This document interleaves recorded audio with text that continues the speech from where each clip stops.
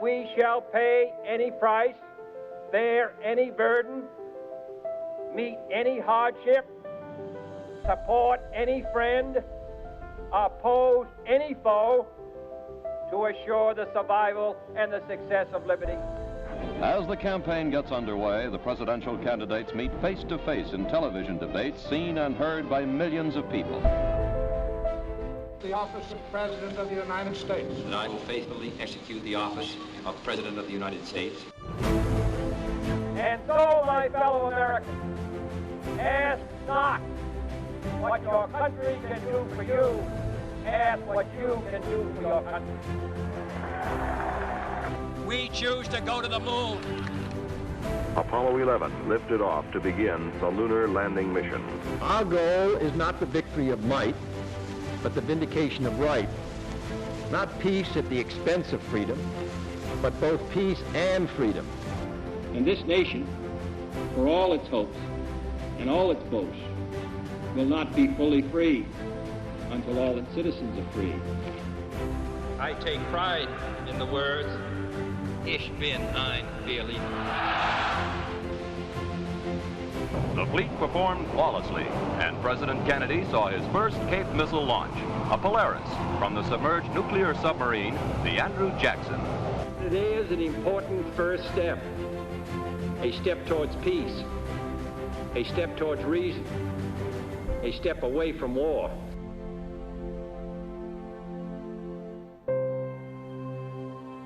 Let this ship we christen in his name be a testament that his countrymen have not forgotten.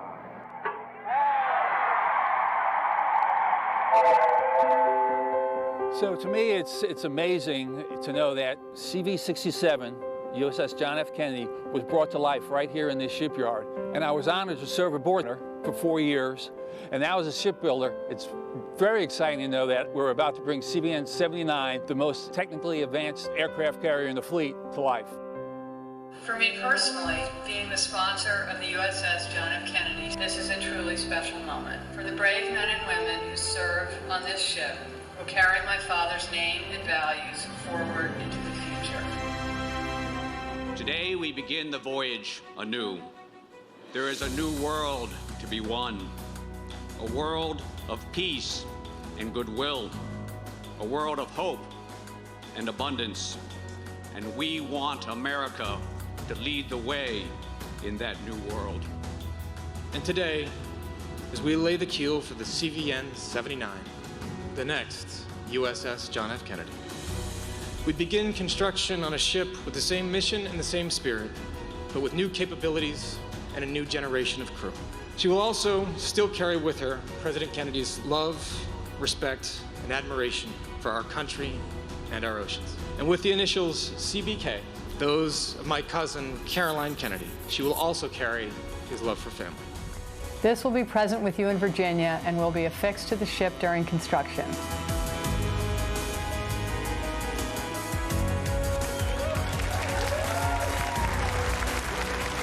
Hey, David, can you hear me? Yes, sir. Good morning. I copy you loud and clear. To move this keel unit into the dry dock. Get going.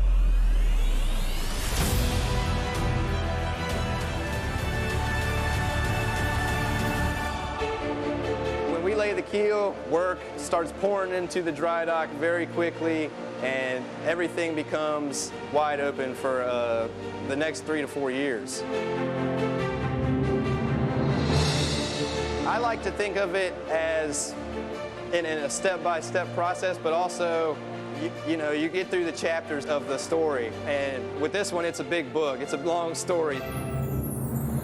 You got to start and you got to stay focused on what you're doing, and you got to keep with it. You got to keep moving forward. Every chapter has its challenges, but every instance we come to, we face head on. And we know that in the end, we're going to be building one of the greatest ships in the world. It definitely teaches you teamwork. You haven't had it before, you have it now to be a part of a huge team. Yes, we all have our individual trades and our individual teams, but we're all part of one big team working towards one common goal, and that's to get this ship built.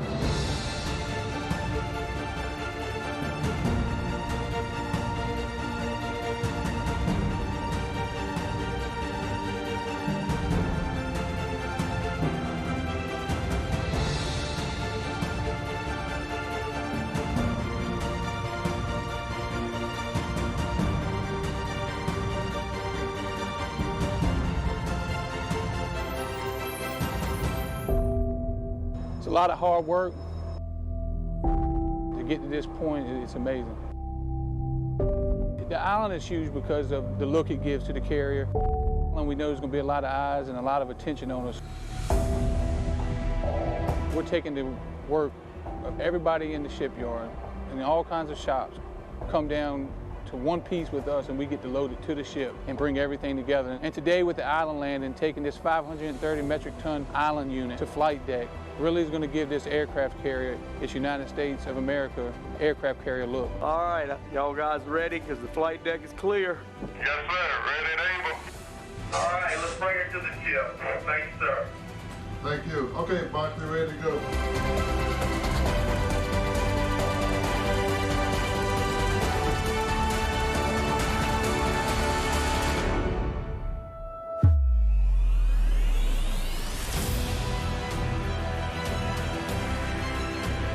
3, 2, 1, go.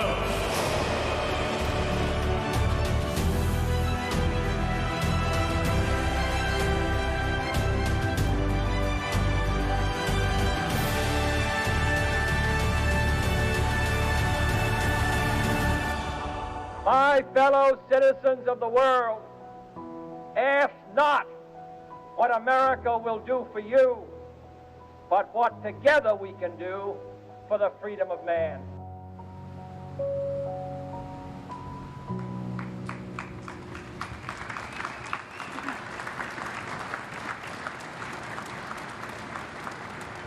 Ladies and gentlemen, welcome to the christening of the John F. Kennedy CVN 79. I'm Jennifer Dunn, Vice President of Communications at Newport News Shipbuilding, and it's my pleasure to welcome you here this morning and to introduce our platform guests. If everyone could please remain standing as the official party takes its place on the platform, please welcome Father Thomas Iannucci, U.S. Navy Chaplain. Captain Todd Marzano, Prospective Commanding Officer, John F. Kennedy, CVN 79. Captain Jason Lloyd, Supervisor of Shipbuilding, Newport News. Rear Admiral James Downey, Program Executive Officer for Aircraft Carriers. Rear Admiral Roy Kelly, Commander, Naval Air Force Atlantic. The Honorable James Gertz, Assistant Secretary of the Navy for Research, Development, and Acquisition.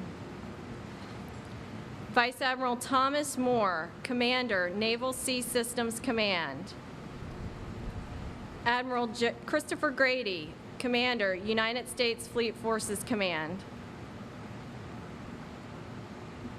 The daughters of our ship sponsor, Rose and Tatiana Schlossberg.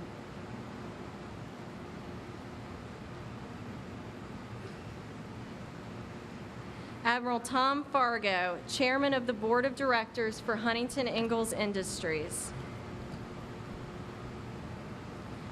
The Honorable Elaine Luria, 2nd Congressional District, Virginia. The Honorable Bobby Scott, 3rd Congressional District, Virginia. The Honorable Mark Warner, U.S. Senate, Virginia. Admiral Frank Caldwell, Director, Naval Nuclear Propulsion Program. Mr. Mike Petters, President and CEO of Huntington Ingalls Industries. The Honorable Thomas Modley, Acting Secretary of the Navy. The Honorable John Kerry, former Secretary of State. Major General Charles F. Bolden, Jr., former NASA Administrator. Ms. Jennifer Boykin, President, Newport News Shipbuilding. And now, please welcome Mr. Ed Schlossberg, escorting his wife, the sponsor of CVN 79 and daughter of President John F. Kennedy, Ambassador Caroline Kennedy.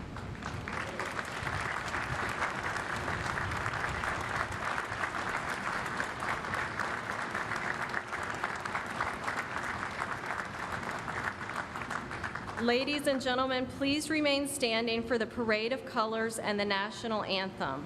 The Parade of Colors is by the U.S. Naval Sea Cadet Corps Color Guard, John F. Kennedy Division. This will be followed by the National Anthem performed by the United States Fleet Forces Band and vocalist, musician, 3rd class, Amanda Huddleston. Color Guard, parade the colors.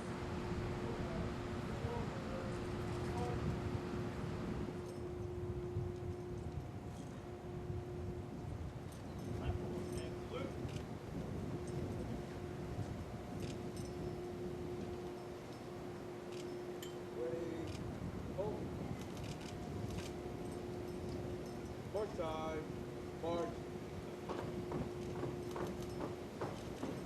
Left turn, march.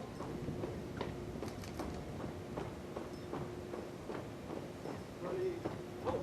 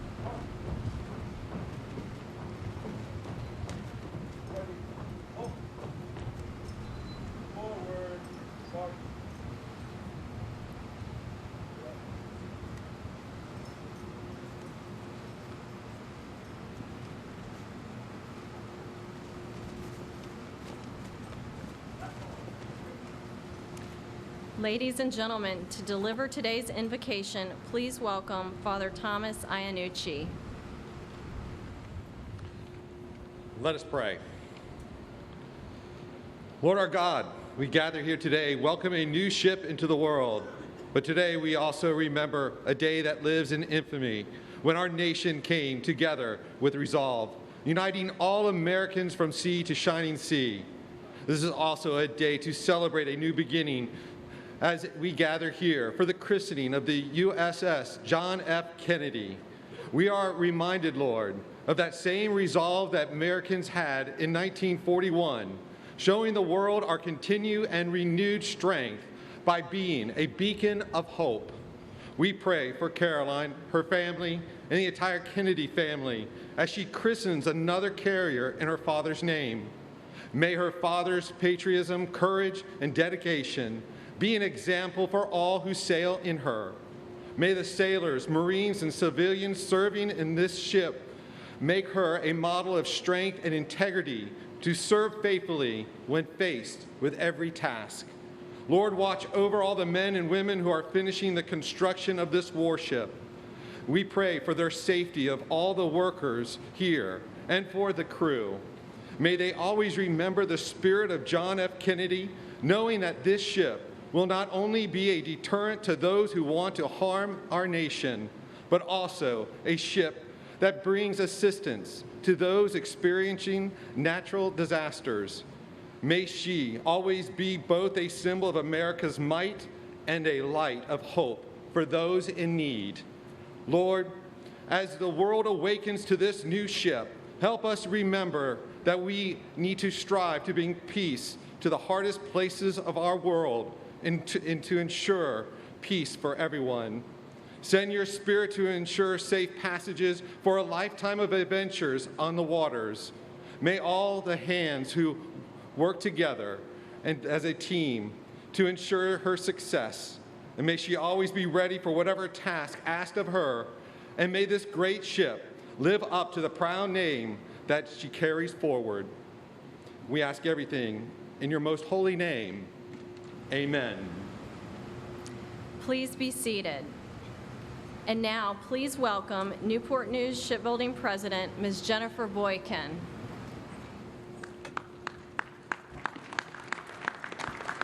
Good morning. It is with great pride that I welcome you to Newport News Shipbuilding and to the christening of CVN 79 John F. Kennedy. Distinguished platform guests, Huntington Ingalls Industries leadership, flag officers and service members past and present from all branches of the armed services, elected officials, union leadership, CVN 79 crew, shipbuilders, ladies and gentlemen, we are so pleased you could join us today and take part of this special event. I would like to extend a special thanks to Father Thomas Iannucci for delivering the invocation, as well as to the U.S. Naval Sea Cadet Corps and the United States Fleet Forces Band for their roles in opening our ceremony with such patriotic pride. I'd also like to thank musician third class Amanda Huddleston for her beautiful performance of the national anthem. Thank you all.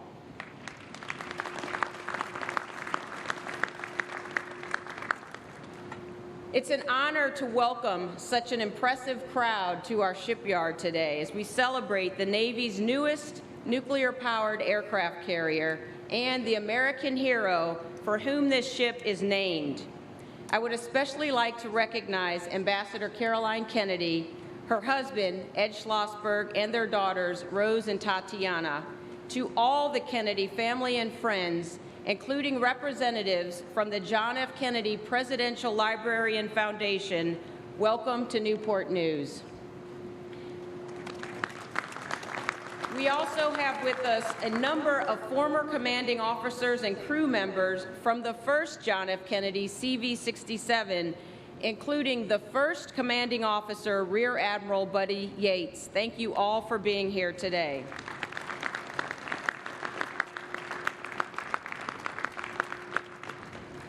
For more than a century, we have christened ships here at Newport News Shipbuilding. It is a Navy tradition in which we are honored to participate.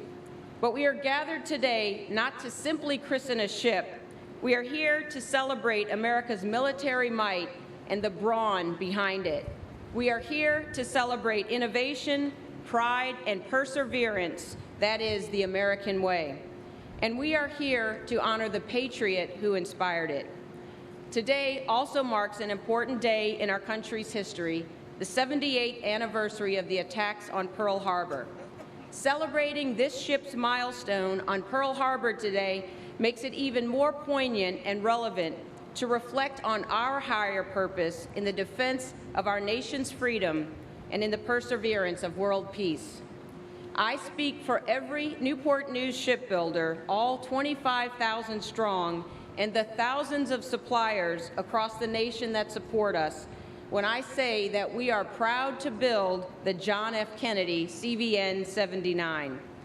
Since the first cut of steel 9 years ago, thousands of shipbuilders have brought incredible integrity, skill, and innovation to bear, working around the clock in pouring down rain, unrelenting humidity, bitter cold, to create this magnificent marvel beside us. They continue to overcome physical and technological challenges that we refer to as the romance of shipbuilding, and they rise to every challenge. Yet when you ask them to describe what they do, you will find a humble group. I recently met Mr. Roderick Smith, one of our welders who's helping to build the Kennedy. He told me that he believes shipbuilders should feel the same pride as firefighters or police officers or teachers because of our contribution to the greater good. But he went on to say that because our ships take years to build, and because of the harsh environment in which we often find ourselves, sometimes it's difficult to see the big picture. We have invited every Newport News shipbuilder to this ceremony today and encouraged them to bring their families, because I believe few things demonstrate the big picture better than this beautifully majestic ship rising from the floor of Dry Dock 12. But if seeing this ship doesn't leave you awestruck, let me add one more thing. Our shipbuilders, the women and men of Newport News Shipbuilding, are the only people on the planet that can do this. They are our unsung heroes. And so, at this time, I would like to ask all of our shipbuilders and supplier representatives to please stand as we honor your contributions to the greater good.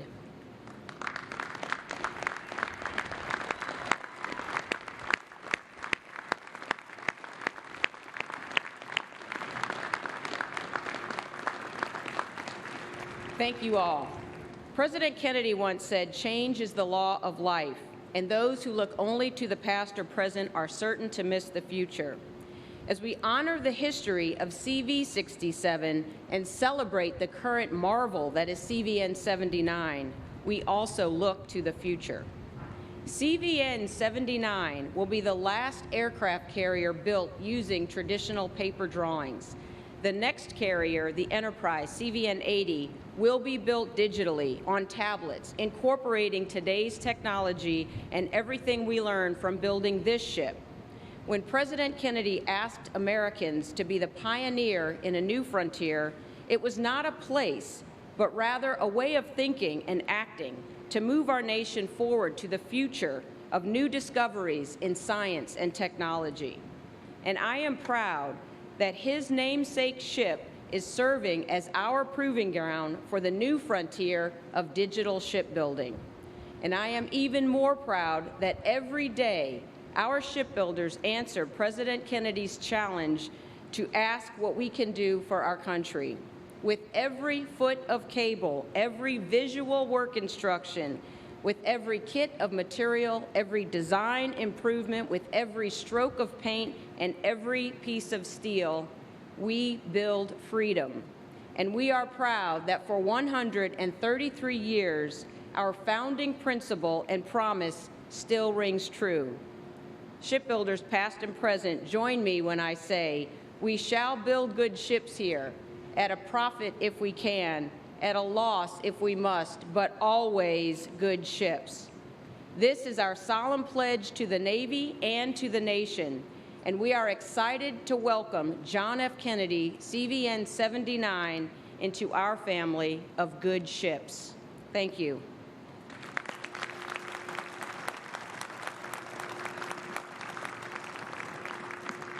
It is now my pleasure to introduce one of our staunchest supporters, who is currently serving in his 13th term in the U.S. House of Representatives. As chairman of the House Committee on Education and Labor, he's an advocate for putting workers first. Newport News Shipbuilding is proud to be located in his district, and we appreciate his strong support of shipbuilding and the military. Ladies and gentlemen, please welcome Congressman Bobby Scott.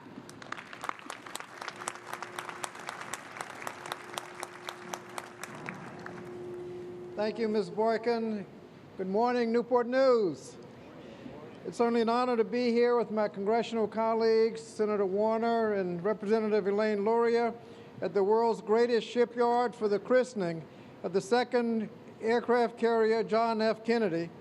I'd like to welcome Secretary Kerry, Major General Bolden, Secretary Modley, and all of our distinguished guests, but especially Ambassador Caroline Kennedy. She is no stranger to the Newport News Shipyard. As you saw in the video, she christened the first aircraft carrier, John F. Kennedy, so we're pleased to have her back at this momentous occasion to serve as this ship's sponsor. Today, I welcome all of you to the finest shipbuilding facility in the United States, Huntington Ingalls Newport News Shipbuilding. The nuclear submarines and aircraft carriers that are carefully constructed by our talented shipbuilders are vital to our nation's security and to the men and women of our Navy who respond to threats at home and abroad and act quickly to respond to humanitarian disasters around the globe. To ensure that our nation is capable of meeting these challenges, we must continue to invest in shipbuilding and continue to build the world's most sophisticated and advanced ships. That's why I was pleased that the Navy recently awarded a $22 billion contract for another 9 Virginia-class submarines that will be built right here in Newport News, as well as the electric boat in Connecticut. This is great news. So, Secretary Motley, you've only been on the job for a couple of days. So far, so good. The ship we're christening today carries the name of our nation's 35th President, John F. Kennedy, whose life and service was tragically cut short. President Kennedy inspired a generation of Americans to build a better country and world through social and political action. He challenged the nation to do the impossible and land a man on the moon. He charted a new path for American diplomacy and averted a dangerous nuclear standoff with the Soviet Union. This new aircraft carrier will continue that legacy.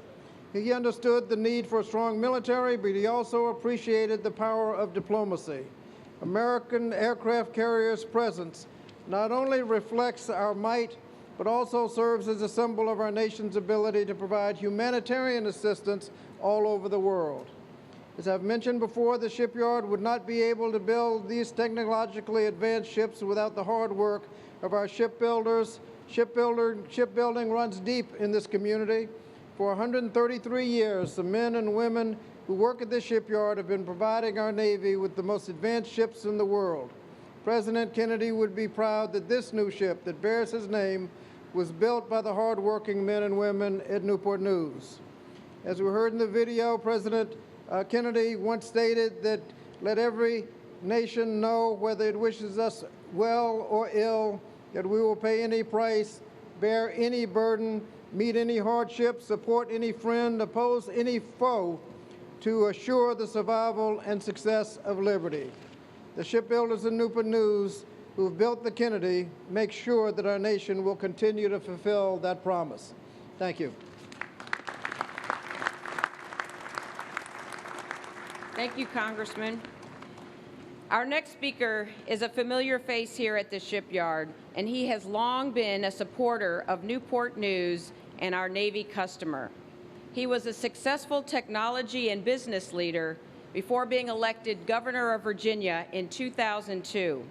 Today, he's serving his second term in the U.S. Senate, where he's been recognized as a national leader in fighting for our military.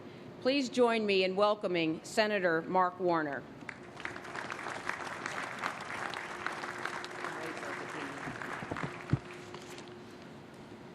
President Boykin, thank you so much.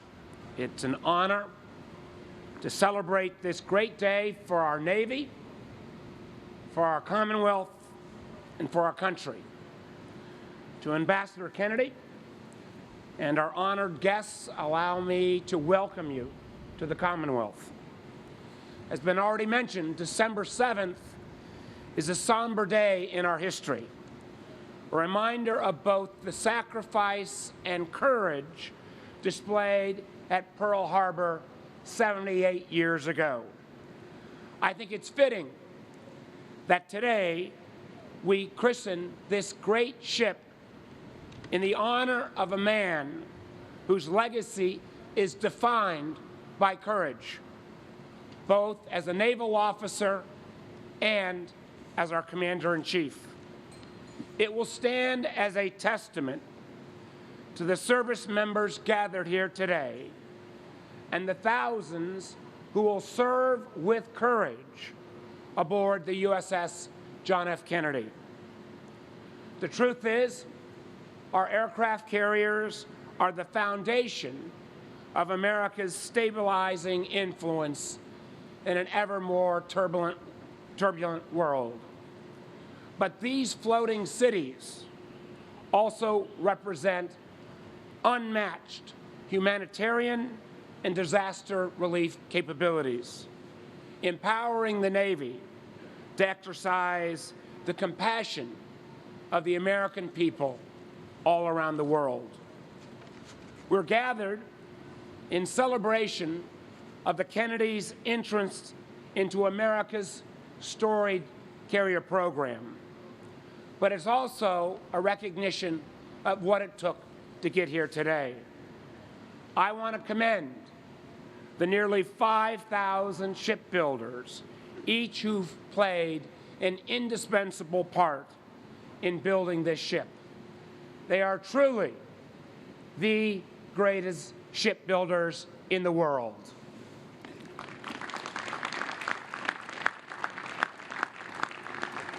They also represent part of the long tradition of shipbuilding that we value so much here in the Commonwealth. So much of our naval history has been written right here in Hampton Roads, and by the more than 800 ships built by Newport News Shipbuilding defines a significant part of that history. And as Bobby just mentioned, with the contract signed just this past week for 9 new Virginia-class submarines, that tradition will continue here in Newport News, sustaining thousands of jobs for many years to come.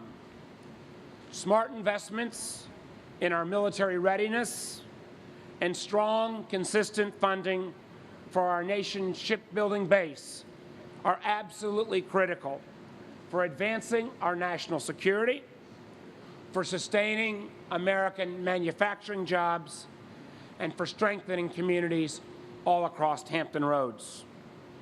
So to our shipbuilders, to our men and women in uniform, and for all who have gathered here today, thank you. Thank you for what you do, and thank you for allowing me to join in the celebration of this great new carrier. God bless you all. Thank you, Senator Warner. Our next speaker is no stranger to Newport News Shipbuilding or the Navy ships that we build. As a submariner, he served on sea tours in both the Atlantic and Pacific fleets, including serving as the commanding officer of the USS Jacksonville. Today, he serves as the director of the Naval Nuclear Propulsion Program, where he has oversight for the safe, reliable, and long-lived operation of all naval nuclear propulsion plants. Please welcome Admiral Frank Caldwell.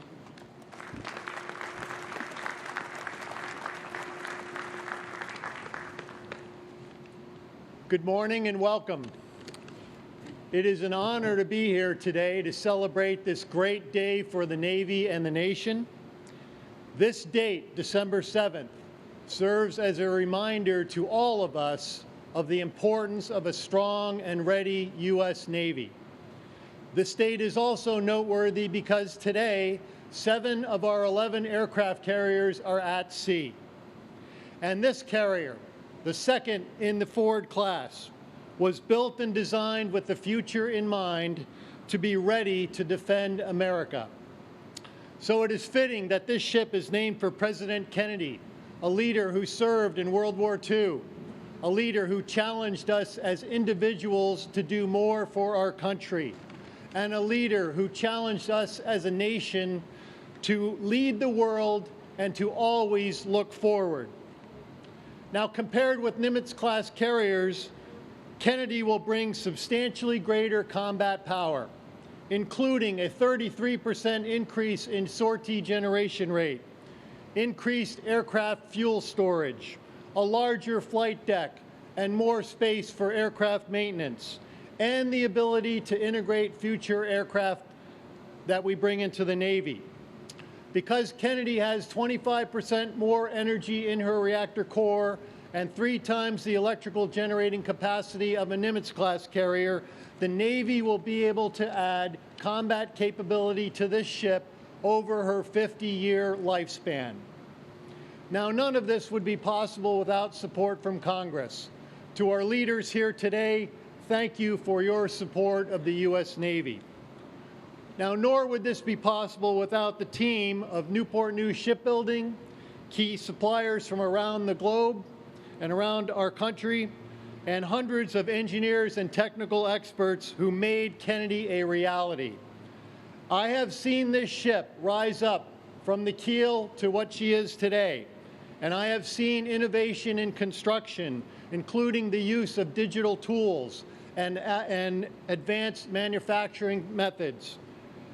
To the shipbuilders, you deserve to be proud today. You built this ship strong for America. To Ambassador Kennedy, your leadership and engagement with this ship will be a source of pride and inspiration for all sailors who ever serve on Kennedy. Thank you and congratulations to you and your family. And finally, to Captain Marzano and the crew of the Kennedy, you will represent a president who had deep ties to the U.S. Navy. Your charge is to be the shining example for all others in defense of the nation. I can imagine nothing more rewarding than to be able to say, I served in USS John F. Kennedy. And we cannot predict what the future will hold for this carrier, but we do know this: Kennedy will be the envy of every other Navy in the world, with the most capable design, built by the very best, operated by the finest sailors in our Navy, and forever guided by the vision of President John F. Kennedy. Thank you, and God bless Kennedy and all who shall sail in her. Thank you, Admiral Caldwell. Our next speaker also comes from the military, having served as a helicopter pilot and as assistant professor of political science at the United States Air Force Academy. He served as the Deputy Undersecretary of Defense for Financial Management in 2017, was sworn in as the 33rd Undersecretary of the Navy. Today, he is currently serving as Acting Secretary of the Navy. Please welcome the Honorable Thomas Modly.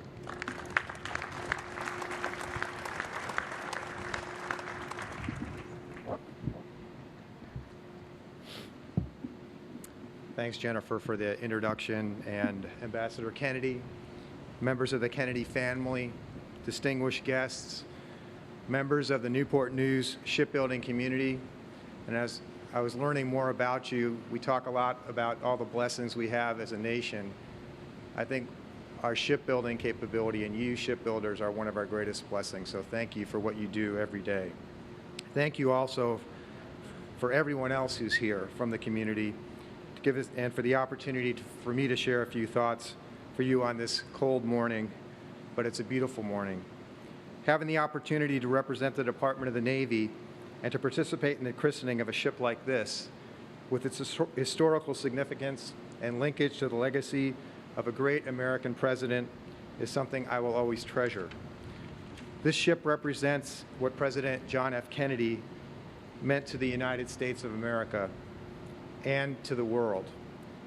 Today, on the morning of December 7th, which we've heard, we are all reminded of how just 78 years ago, our entire nation bonded together and sent its youth into service to preserve this republic and to free the world from the tyrannical forces that had engulfed it.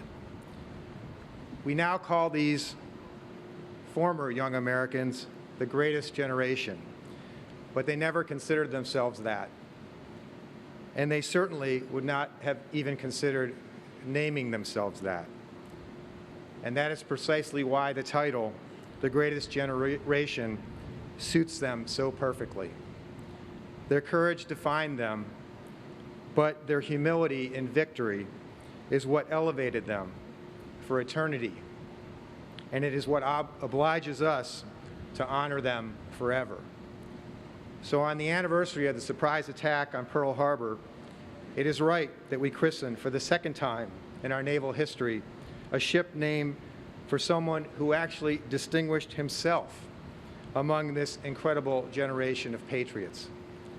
As we all know, John Fitzgerald Kennedy was a member of the United States House of Representatives, and the United States Senate, and he ultimately became what we remember him most, a young, vibrant, and strategically focused president and commander-in-chief.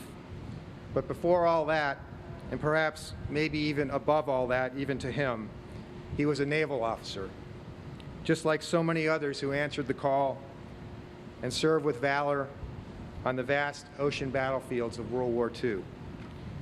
As president, he lifted our ambitions towards the skies and challenged the nation to be better, to be a more perfect union, while at the same time remaining very aware of the existential dangers we were facing from a very aggressive adversary who simply wanted to destroy us.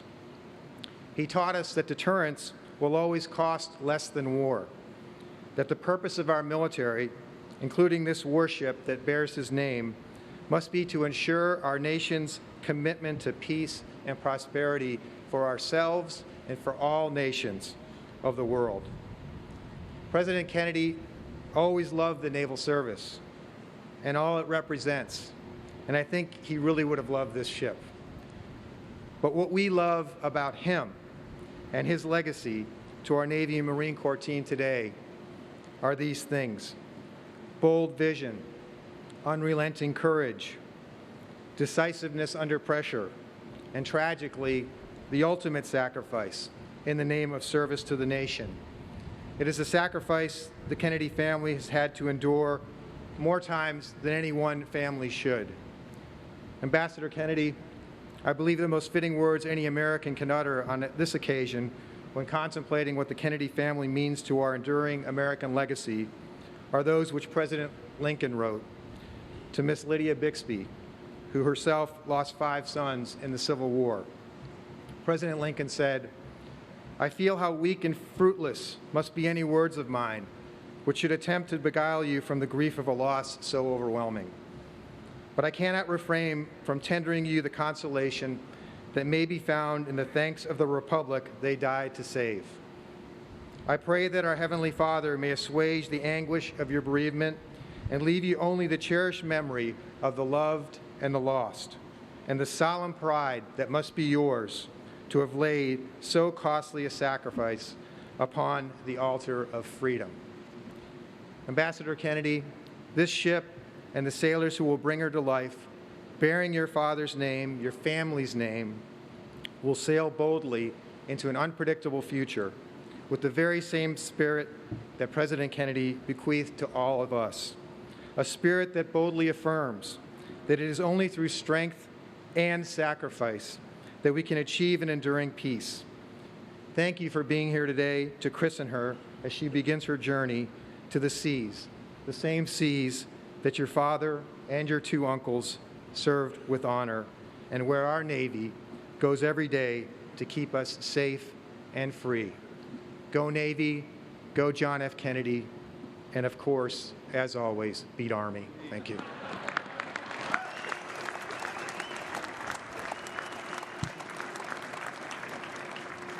Thank you very much, Senator Moodley. I now have the pleasure of introducing our next speaker, who is here today as a special guest of Ambassador Kennedy. He enlisted in the Navy in 1966 after graduating from Yale University and served in the Vietnam War, during which he earned a Silver Star, a Bronze Star, and 3 Purple Hearts. He went on to serve his country in the Senate from 1985 until 2013 and continued to serve as Secretary of State under the Obama administration. During the course of his duties as Secretary of State, he swore in Caroline Kennedy as Japan's first female U.S. ambassador. Please welcome John Kerry.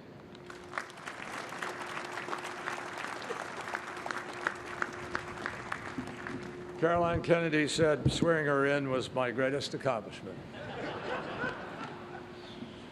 Father Iannucci, my former colleagues, Senator Warner, Congressman Bobby Scott, Secretary Moodley, General Bolden, Admiral Caldwell, and of course, my friend, the incredible public citizen for whom this day is immeasurably personal.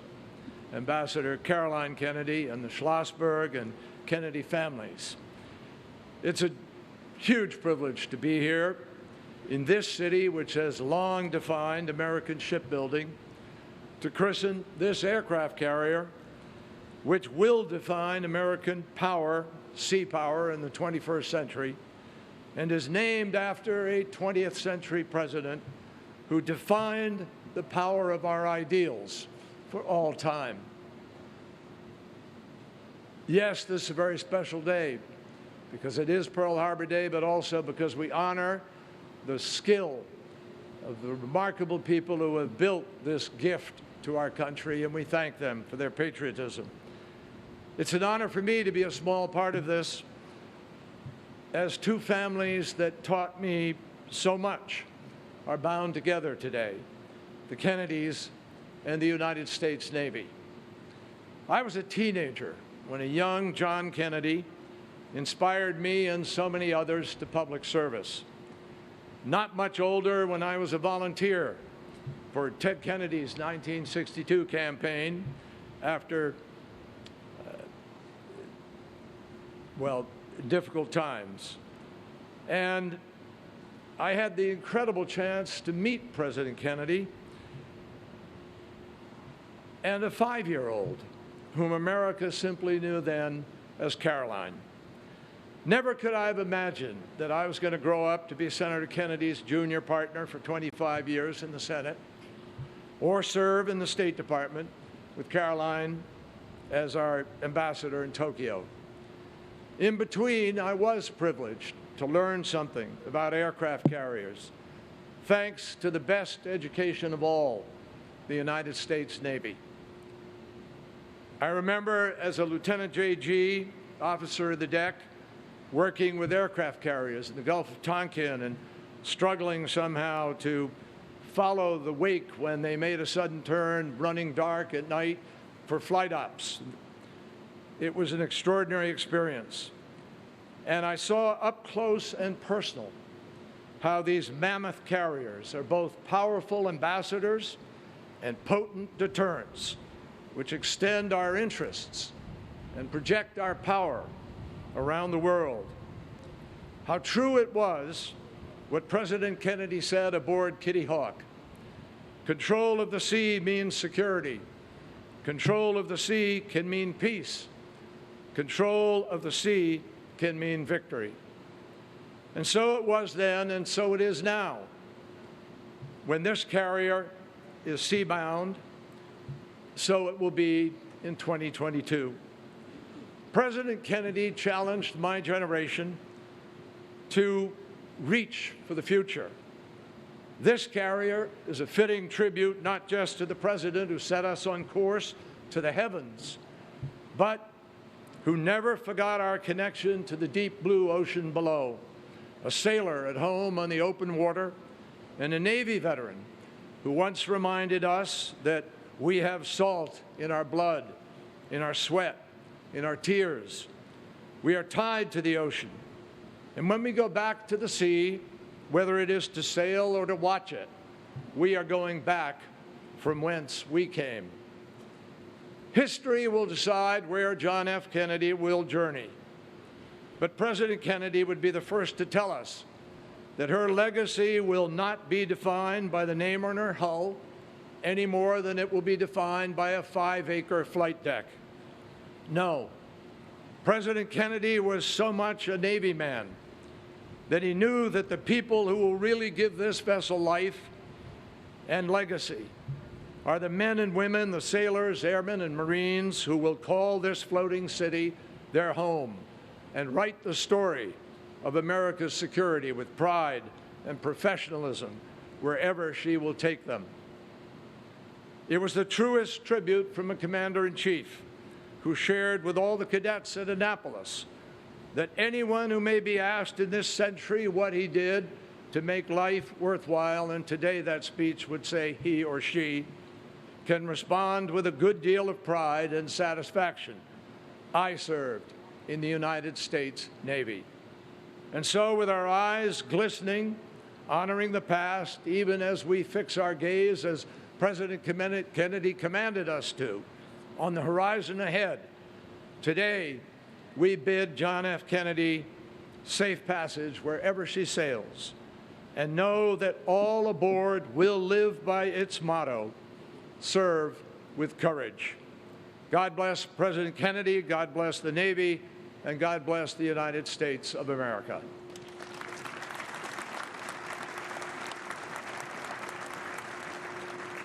Secretary Kerry. Our next speaker is someone for whom Ambassador Kennedy has great admiration, both for his military service and his commitment to America's space program, one of her father's most important legacies. As an American astronaut, Major General Charles F. Bolden, Jr. voyaged into space 4 times. He also served as NASA Administrator during the Obama administration and was the first African American to hold this position. During his tenure, Major General Bolden oversaw the end of the Space Shuttle program, and he worked on several of the agency's exploration projects, including the Curiosity rover, which landed on Mars in 2012. Prior to his work with NASA, the U.S. Naval Academy graduate was commissioned as a second lieutenant in the United States Marine Corps, where he became a pilot, flying more than 100 combat missions in the Vietnam War. Please give a warm Newport News welcome to Major General Charles Bolden.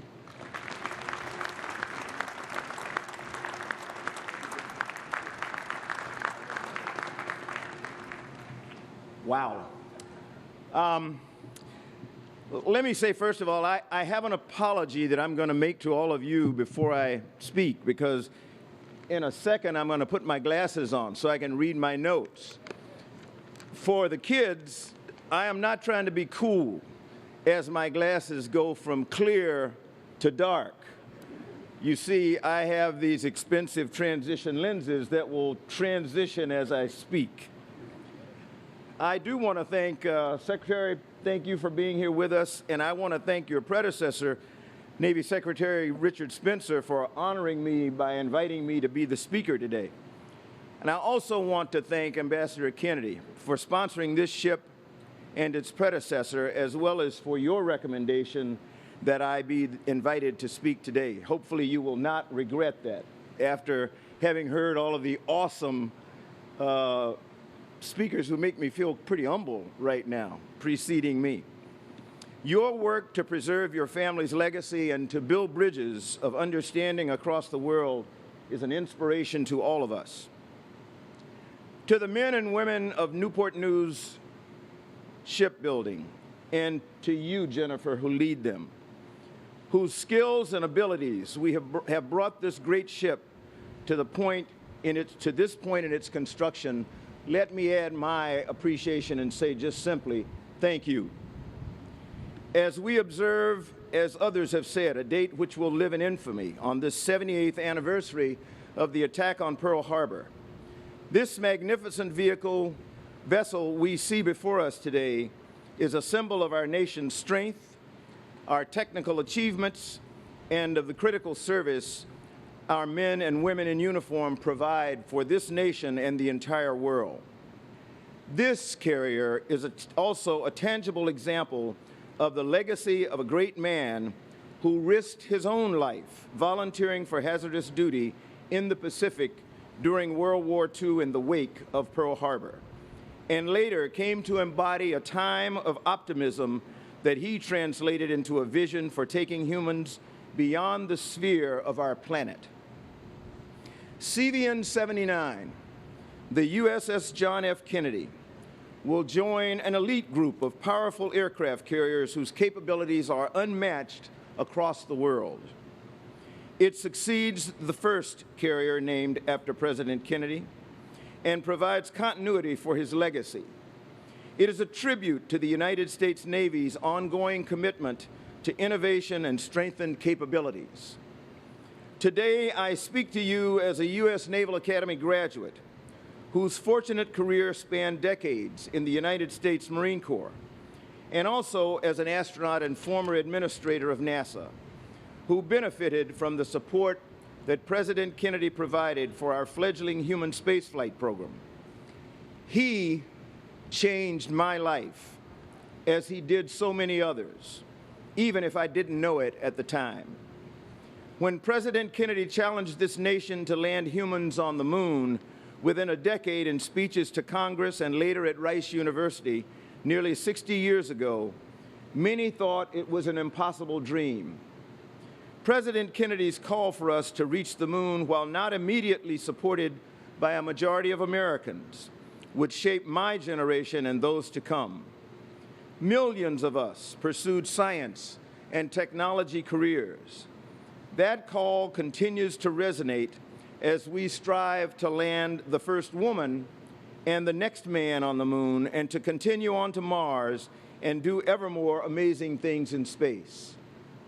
Our nation's leadership in space has for generations enabled us to exert the soft power that has helped galvanize many nations of all sizes and political makeups to work with us toward higher goals for humanity. Nations around the world offer their brightest and bravest for this challenging task. It requires a commitment and a selflessness not unlike military service. Indeed, the partnership between NASA and the military is long and deep. This year, we celebrate the 50th anniversary of the Apollo 11 landing on the moon. Neil Armstrong performed the perilous final seconds of that historic journey, relying on his piloting skills as a naval aviator. Neil served in the Korean War, flying for another great aircraft carrier.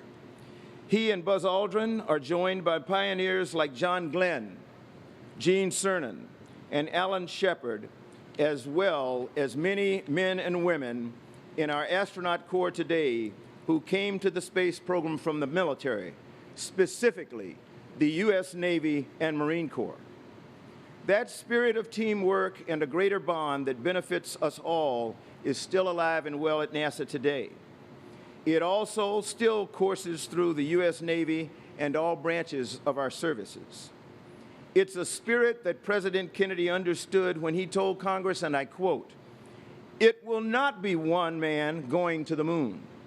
It will be an entire nation. For all of us must work to put him there," unquote. He went on to add, quote, "I am asking Congress and the country to accept a firm commitment to a new course of action, a course which will last for many years and carry very heavy costs," unquote. The President didn't hide the challenges we'd face in committing to this endeavor, and they were more than just technical.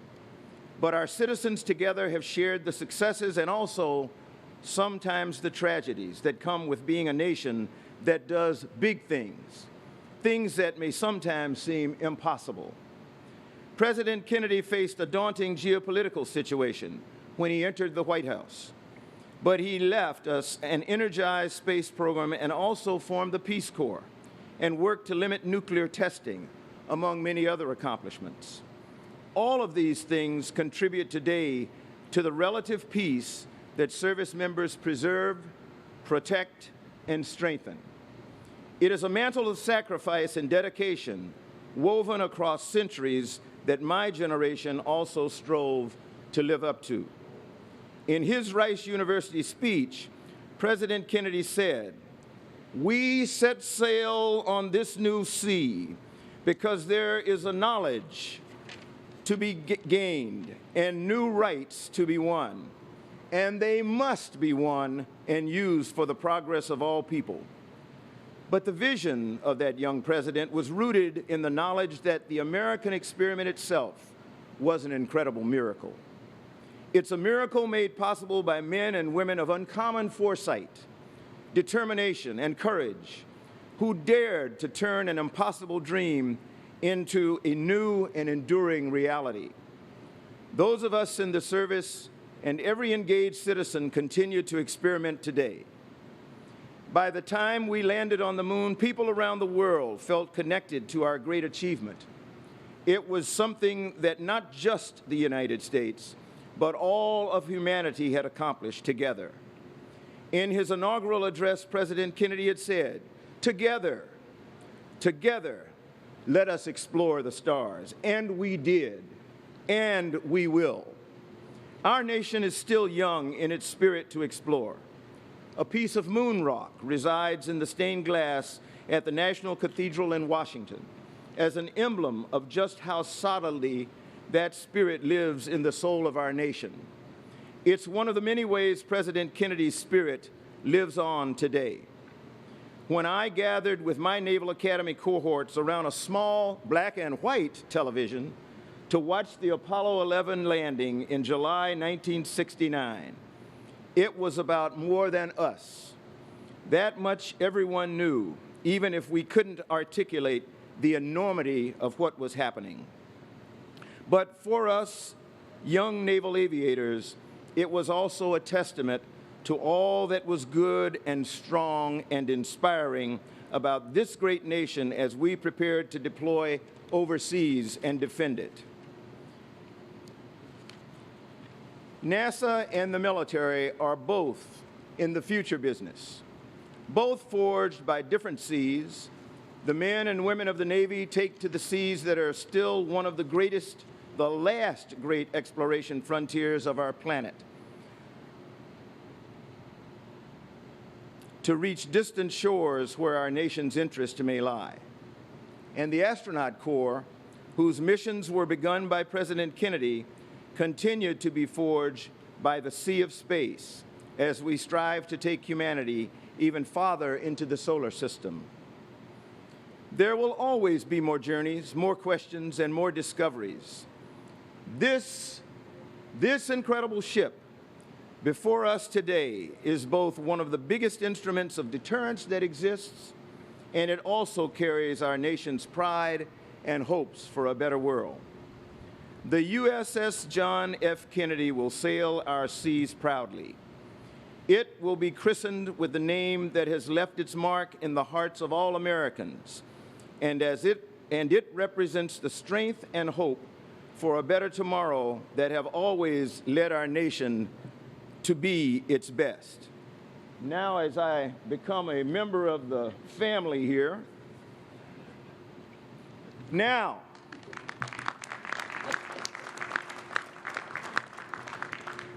to Captain Todd Marzano, you and Command Master Chief Thad Wright, and to the crew of this great ship, Godspeed.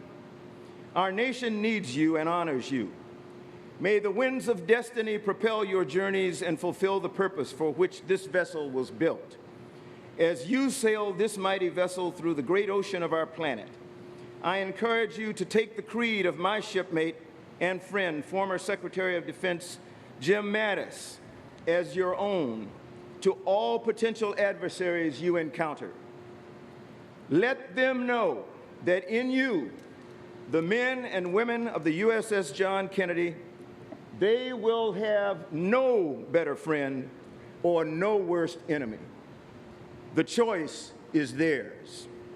May the vision of the President whose name is emblazoned on this ship inspire you and carry you to the farthest shores and home again. May God bless each of you and your families, and may He continue to bless these great United States of America.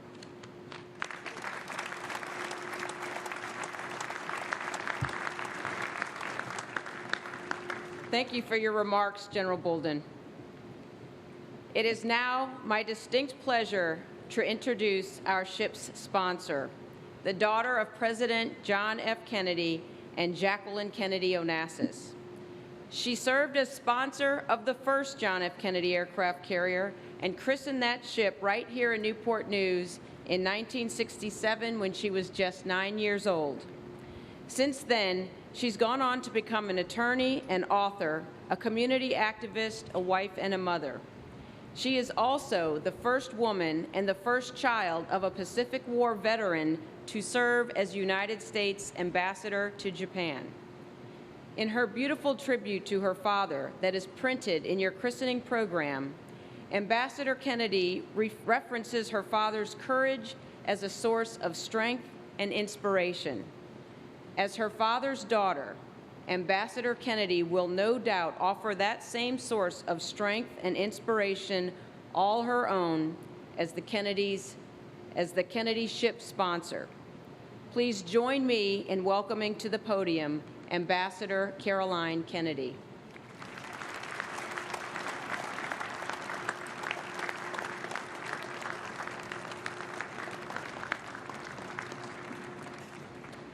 Thank you, Jennifer, and good morning, everyone.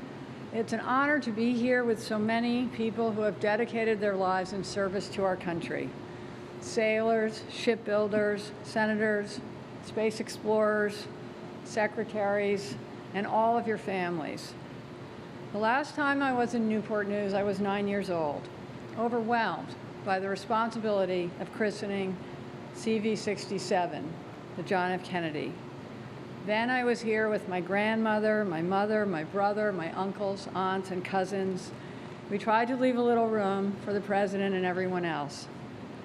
And I never imagined that one day I would be standing here again in the same spot with my husband, Ed, and my own children, Rose and Tatiana, just as awestruck by the power of the U.S. Navy and the patriotism of what happens here in Newport News. And I certainly never dreamed that President Kennedy would be honored a second time by a magnificent aircraft carrier that bears his name.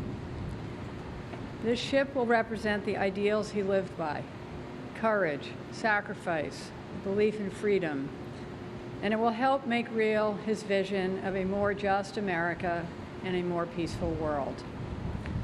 On behalf of my family, I want to thank everyone who has made this day possible.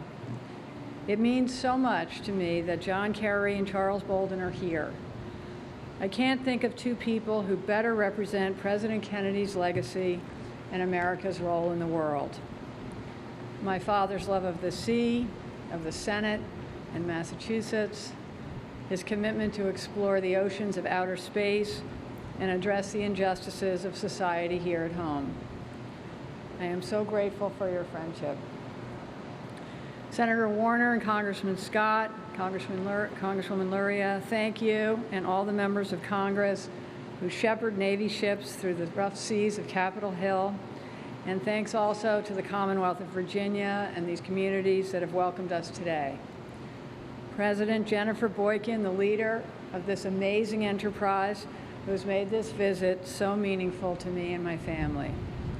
Secretary Moodley and Secretaries Spencer and Mavis before you, who each gave this ship and this day their personal attention.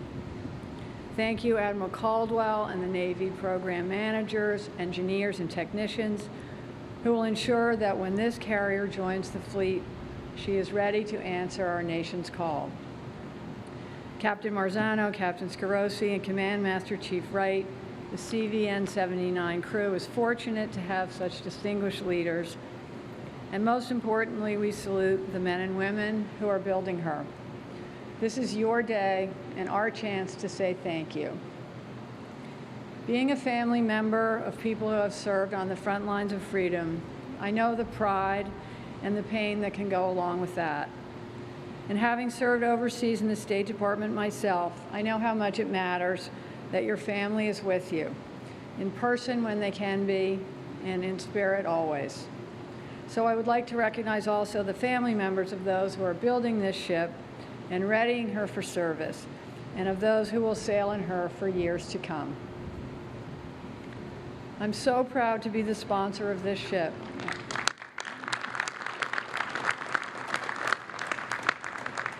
And to join with all of you to bring her to life.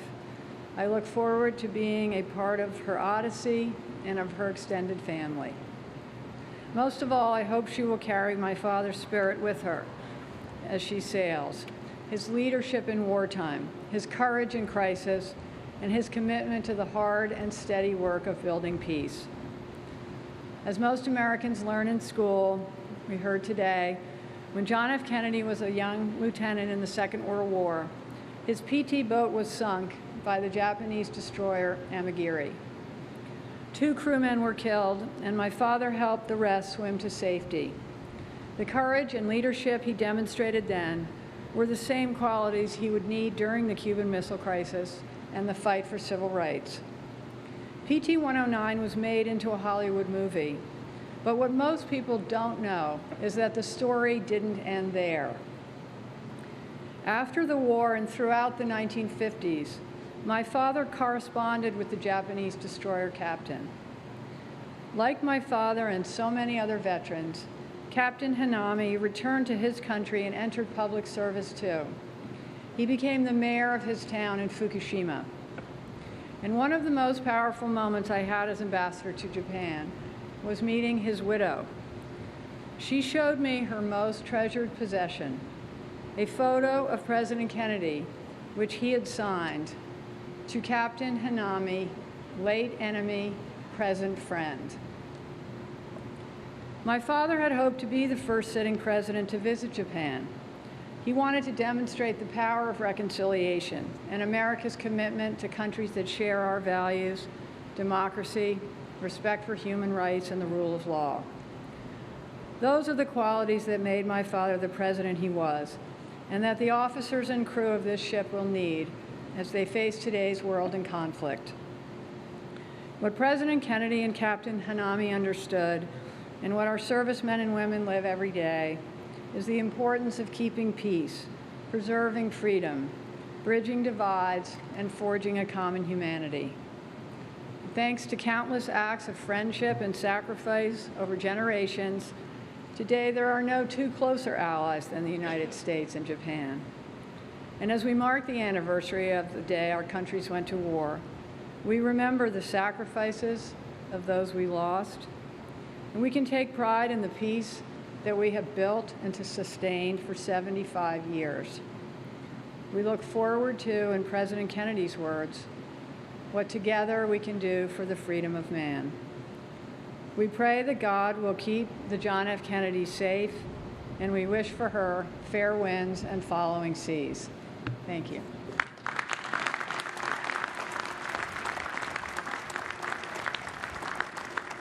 Thank you for your very kind remarks, Ambassador Kennedy. The relationship between a ship sponsor and her crew is a special one. When she christens the ship today, Ambassador Kennedy will not only officially name CVN 79 for her father, it is said that she will also impart her spirit onto the ship and her crew. Ladies and gentlemen, it is now the moment we have all been waiting for.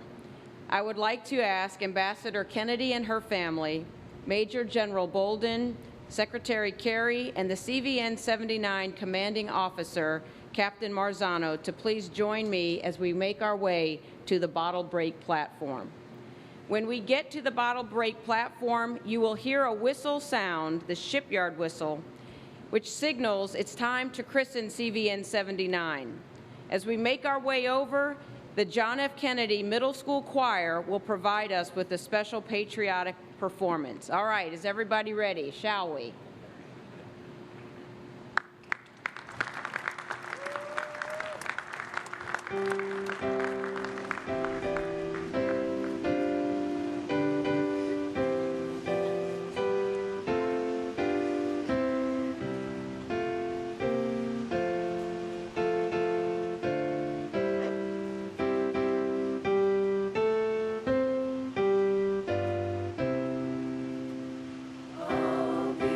Beautiful for spacious skies, o'er amber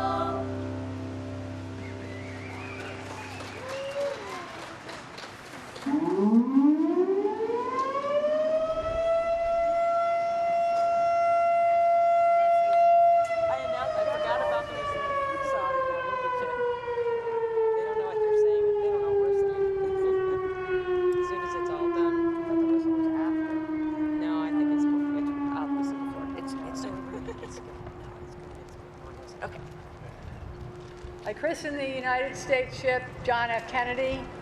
May God bless this ship and all who sail in her.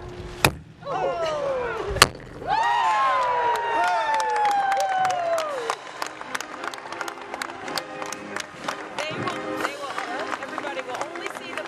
Everybody will only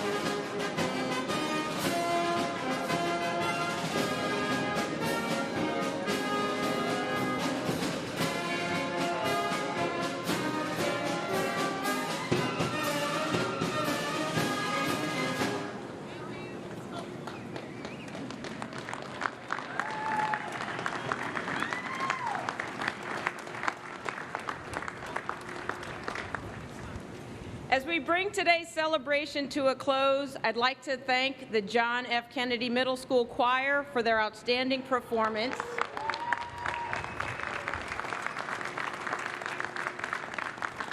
And how about Carrier Air Wing 3 for that spectacular flyover?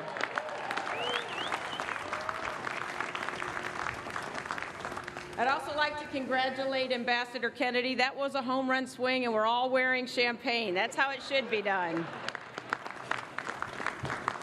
And Ambassador Kennedy, if you join me on the podium, we have one final duty to perform, and that's to present you with the bottle, or what's left of it. And if Captain Marzano.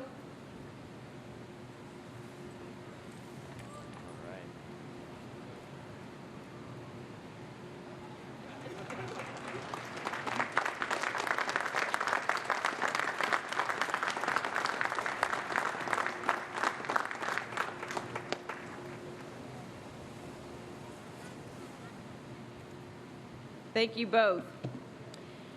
Special thanks to the christening team from across the shipyard who coordinated today's event. This is no small feat to put on a celebration of this magnitude, and we appreciate all of your efforts.